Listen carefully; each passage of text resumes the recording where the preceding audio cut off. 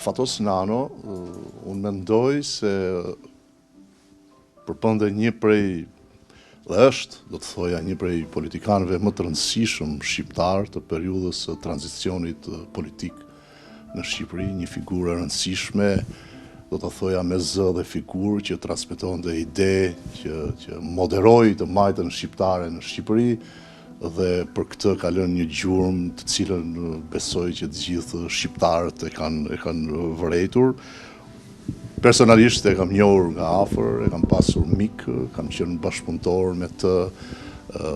edhe kam parë që vërtet kam pasur të bëj me një person me ide, me sfida të mëdha. Ishte person që hapte debate, por debatet e tij në përgjithësi kishin ide, kishin racionalitet dhe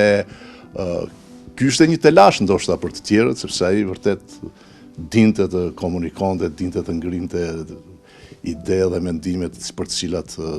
do hante debat.